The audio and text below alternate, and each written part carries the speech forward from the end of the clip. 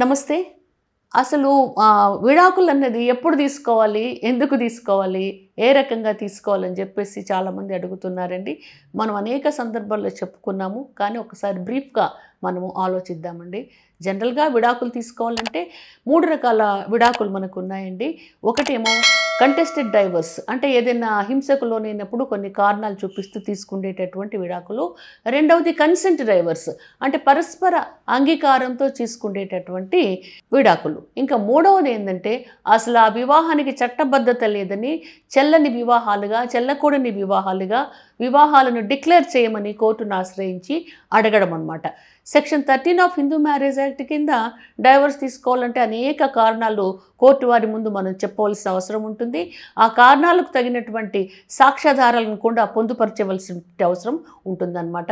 అదేంటంటే physical and mental cruelty ఒక ground, desertion ఒక గ్రౌండు, తర్వాత సెక్షువల్లీ ట్రాన్స్మిటెడ్ డిసీజెస్, ఇన్సానిటీ ఒక గ్రౌండు, ఇంపార్టెన్సీ ఒక గ్రౌండు, ఇంకొకటి ఏంటంటే సన్యాసం తీసుకుని పోవడం, అంటే పెనెన్స్లో ఉండడం ఒకటి, తర్వాత వేరే బోర్డ్స్ 7 సంవత్సరాల వరకు తెలియకుండా ఉంటే, తర్వాత ఆల్రెడీ ఎక్స్ట్రా మ్యారిటల్ అఫైర్స్ ఉంటే, ఈ కారణాలను అనుసరించి విడాకులు తీసుకోవాలంటే ఏ కారణం వల్ల విడాకులు తీసుకున్నారో ఆ కారణానికి తగినటువంటి సాక్ష్యాధారాలు కోర్టు వారి ముందు పొందుపరచాలి. ఇదొకటి.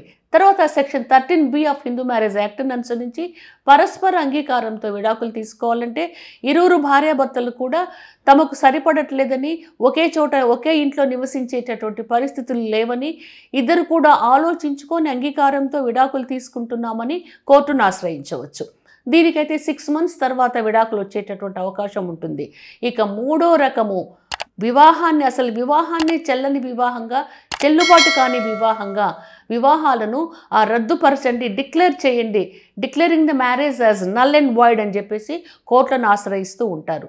మరి ఎలాంటి సందర్భాల్లో ఇలాంటి డైవర్స్ లాంటివి తీసుకోవాలంటే, ఏదైనా సరే హస్బెండ్స్కి, భర్తలకు ఇంపార్టెన్సీ ఉన్నప్పుడు, లేదా అసలు ఆ వివాహాన్ని పేరెంట్స్ ప్రెషర్ మీద ఇష్టం లేకుండా చేసుకున్నప్పుడు, లేదా మైనారిటీ ఏజ్ తీరకముందే వివాహం చేసుకున్నప్పుడు, లేదా ఇద్దరి మధ్య కూడా సపిండికులు సగోత్రీకులు అయినప్పుడు, అదే కాకుండా నిషేధించబడినటువంటి బంధుత్వాలు ఉన్నప్పుడు, లేదా పెళ్లి సమయానికే పెళ్లి కుమార్తె గర్భవతి అని తెలిసినప్పుడు ఈ కారణాల వల్ల విడాకులు తీసుకునేటటువంటి అవకాశం ఉంటుంది.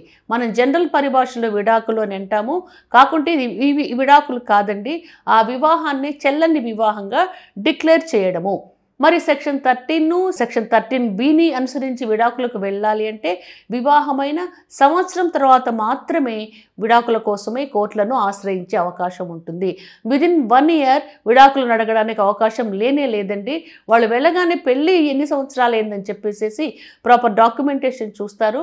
సంవత్సరం లోపల విడాకులకు దరఖాస్తు చేసుకుంటే, అంటే సెక్షన్ 13ను అనుసరించి, సెక్షన్ 13Bని అనుసరించి విడాకులకు దరఖాస్తు చేసుకుంటే ఆ దరఖాస్తులను తిరస్కరించడం జరుగుతుంది. అలా కాకుండా సెక్షన్ 11 అండ్ సెక్షన్ 12 ప్రకారము declaring the marriage as null and void అని వేసుకున్నప్పుడు అవి సంవత్సరం లోపలే వేసుకోవాలి. అలాంటప్పుడు మాత్రమే ఈ జంటలు విడిపోయేటటువంటి అవకాశం చట్టం కల్పించడం జరిగిందండి.